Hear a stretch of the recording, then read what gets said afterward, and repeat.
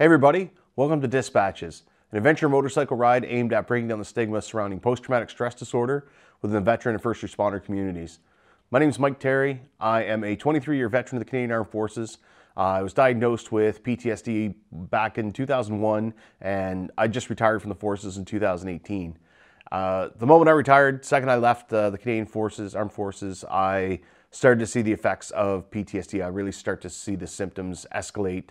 I became very isolated and withdrawn, and I decided I had to do something about that. So I started to share my stories of my struggles with PTSD and transition, in order to kind of take some of that power back. And then I started encouraging other people to do the same, got a motorcycle, started riding across Canada, and just connecting with veterans everywhere I could. So that's kind of how we got here today. So the last few weeks, I've been talking about anger.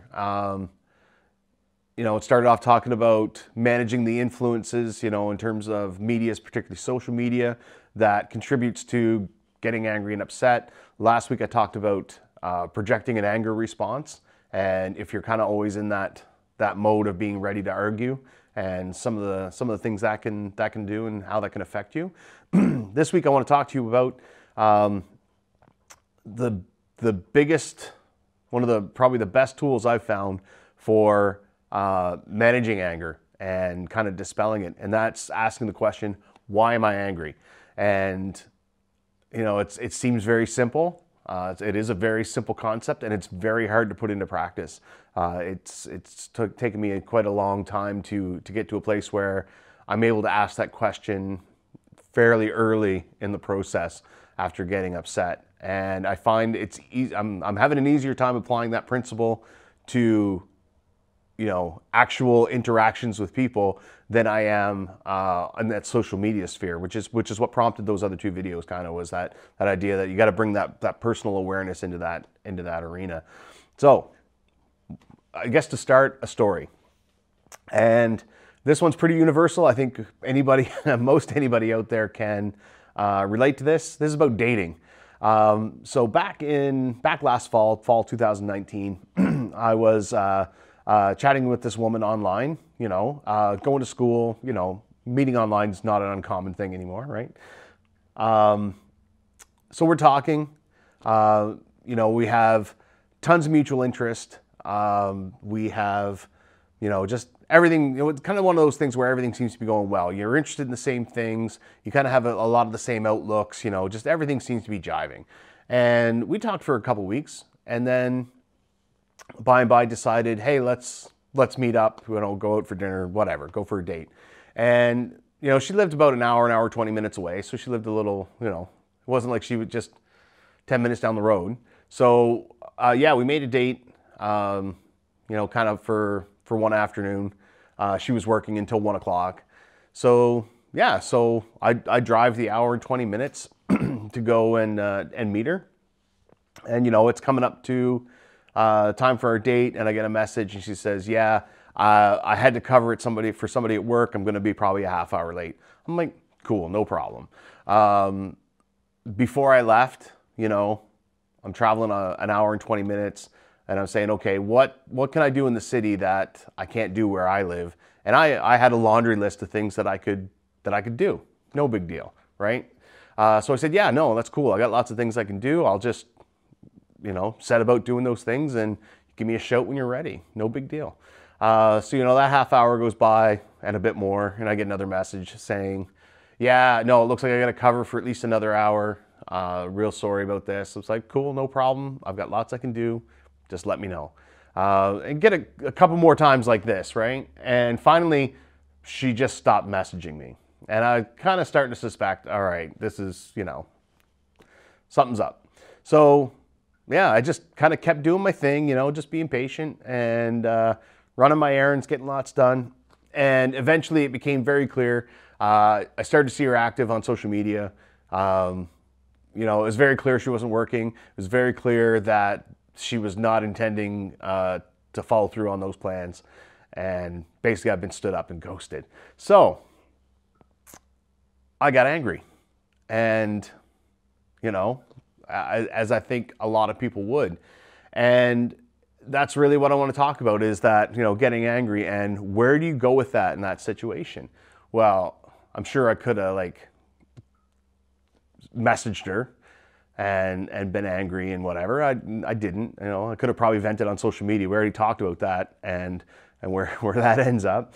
So yeah, but I got angry. So then I asked myself, okay, why am I angry? And the first response that came to my mind was, well, she wasted my time, right? I was like, yeah, she wasted my time. That's why I'm angry. And I had to kind of stop and think about it and go, did she? Did she waste my time? I had a ton of things to do in the city.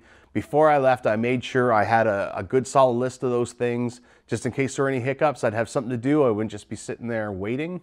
So I got a lot done. It was actually a really productive day. And I'll be honest, I had a good time. I had a good afternoon. I was just kind of out, chill, doing my thing, waiting for her to message. No big deal.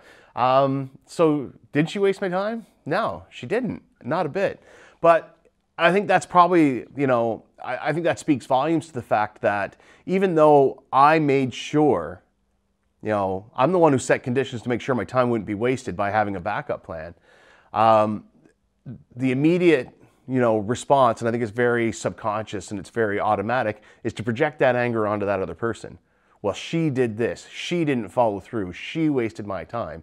And by projecting that anger onto her, I don't have to take ownership for it. It's her fault, right? So I don't own this anger. That's yours. But it didn't take much digging at all to say, no, she didn't waste my time. That's not why I'm angry, because I made sure my time couldn't be wasted and I had a good day. So, that's, I think a lot of us, if we never ask the question, why am I angry? You will get to that automatic stage. And I know, and I say you, I mean me, because I've been there. I'll have that reaction. I'm angry. Why am I angry? Well, what did they do that made me angry? Boom, that's it. And if you never challenge it any further than that, or you never examine it any further than that, that becomes the way your anger, that becomes how you handle it, by projecting it onto others and never taking ownership of it and never exploring it. And I think it's very easy and very natural to get stuck at that stage. And I was stuck at that stage for years. I still find myself stuck at that stage if I'm not mindful. So I said, okay, if it's not because of what she did, because I took that kind of, I took that power away from her when I had a plan. All right, so if it's not what she did, why am I angry? And the next one I said was, I look at values. And I say, okay, what values were challenged by her not showing up and not communicating and just ghosting me? Well, respecting other people's time, respecting people enough to communicate openly with them, and just that value that you don't break commitments, And so I said, okay, those values, were they violated? Yes. Are they good values? And I think that's another step in the awareness chain that a lot of people, we don't, myself included, you don't ever look at your values and go, are they good values? Are they, do they apply in this situation? Are those values still valid? Do I need to reassess those values? A lot of us have this thing where values are either kind of subconsciously programmed. We don't consciously accept our values. They just kind of happen on their own. So then, we don't question them on that subconscious level. They just start to govern us and we just like, okay, go with it. Or we set and forget. Okay, well, yeah, this is a value for me. All right, I never have to re-examine that. That's just a value. It's just a hard stop. So, I'd say as a process of asking yourself that question, why am I angry? Look at the values that whatever you're angry about has challenged or violated, and then ask yourself, are these good values? Are they still relevant? Are they relevant in this situation? And, I looked at those values: respect people's time, communicate, and keep commitments. And I went, yeah, those are good values. They are, they are applicable in this situation. Were they actually challenged or violated? Yes, they absolutely were. Cool. That's why I'm angry. And yeah, you could stop there. Because again, now instead of me projecting my anger onto that person and saying, it's not my fault, it's yours, I'm going, oh, no, these are my values. They're good values. They're values that apply. They're values that were violated. And I can pin my anger to that. And, you know, it's great. I'm now not projecting anger out towards other people. I'm saying, no, this is justifiable. Here it is. And, you know, it'd be easy to say, okay, yeah, pat myself on the back. Oh, look how aware I am. I'm not angry at the person. I'm angry at how it violated values. That's fine. And it's very easy to lull yourself into saying, I can just pin my anger here, because it's true. There's truth in all of that. There's truth in the fact that those principles were violated, and, you know, you can very easily justify being angry based on that. And I think it's a step in the right direction, but I don't think it's quite far enough. It'd be very easy and honestly very appealing to stop there, because to say my values, these are my values, they're good, they've been violated, and that's why I'm angry, has a nobility to it. It's like, yeah, okay, you know, it has an awareness to it. But I kind of said, you know what, it's not just that, because there's that edge to that anger. You know, that anger is an emotional response, you know, and saying my values are violated and, you know, and all this other stuff, that's a logical response. So we still haven't addressed the emotional component to why am I angry? I've just kind of found something to pin it on, and then I don't have to examine it further. I don't have to look inward that far. So you got to look at the emotional side of it. And the emotional side of it's pretty friggin' simple. I was angry because I was disappointed. I had hopes that we would connect in person the way we connected through all our discussions the previous weeks. Again, mutual interests, just the ability to carry on conversations. All this was great. And I thought, wow, this, you know, and it's not like, you know, I'm thinking this is going to be, you know, my next life partner, but, you know, you want to get out and meet people, and yeah, you look forward to it. So there's this disappointment when not only it didn't happen, you know, that's the first bit of disappointment. It didn't happen this time. But the next bit of disappointment is the fact that, you know, you're disappointed that somebody would kind of do that. And you also, you know, I also had to admit that there were feelings of rejection and hurt tied up in that. You know, I was looking forward to meeting this person, and what's wrong with me that they just decided, no, they don't want to be bothered to meet me. And, you know, so there's questions of self-worth. There's questions of, yeah, you know, the feelings of rejection, being hurt, going, what's wrong with me? Why am I not worth, you know, that respect? Why am I not worth meeting? Why, you know, so that really, when it came down to it, you know, to answer that question, why am I angry?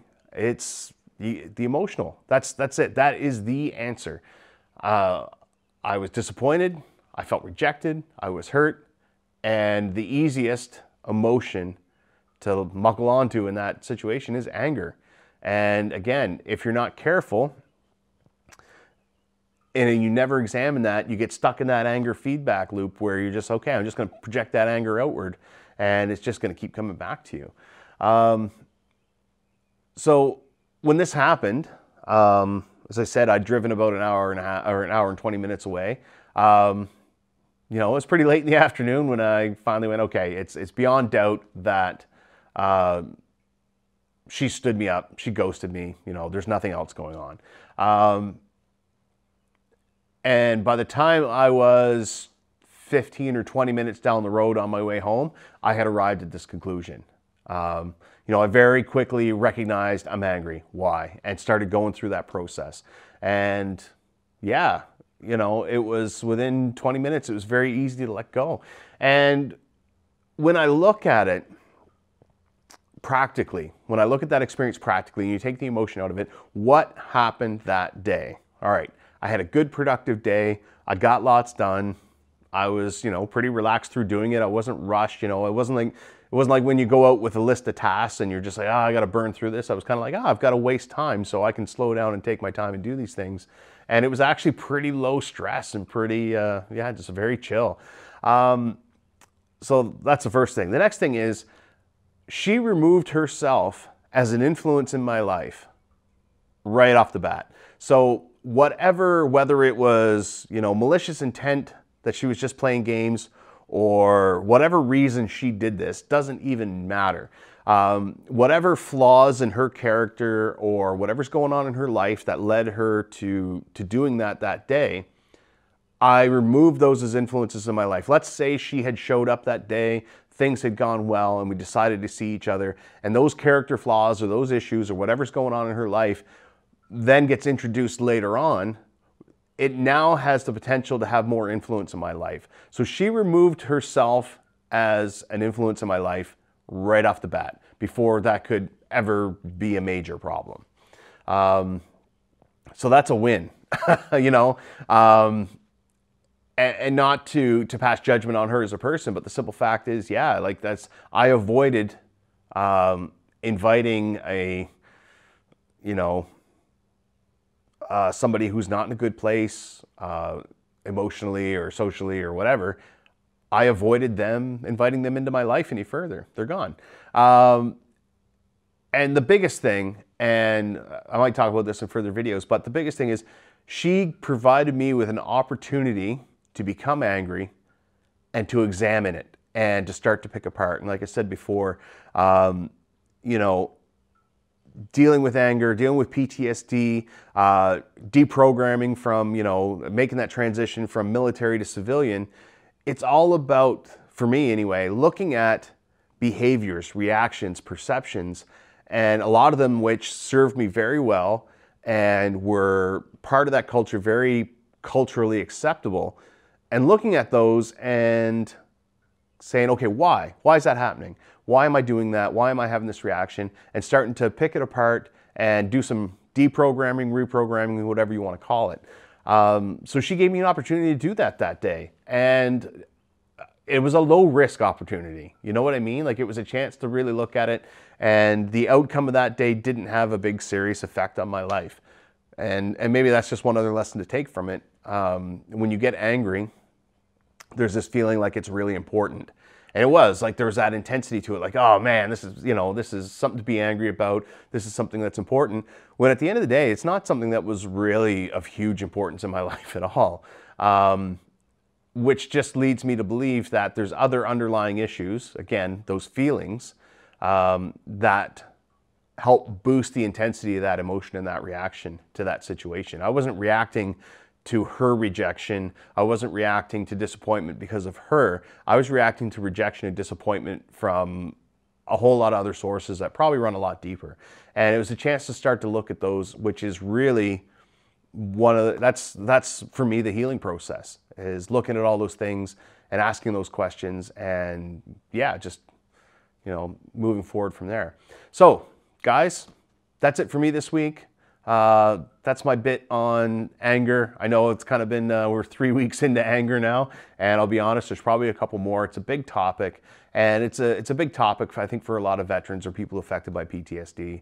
Again, culturally, anger is something that was almost promoted sometimes. It was very useful in a lot of situations. It was a big driver for motivation. It was something that helped you survive, so it's worth exploring in a bit of detail. But yeah, I'll leave you with that this week, guys. Thank you so much for watching. Thank you for your support. Thanks to everybody who shares the videos. Thanks for everybody who gets in touch. And yeah, we will talk to you next week. Cheers.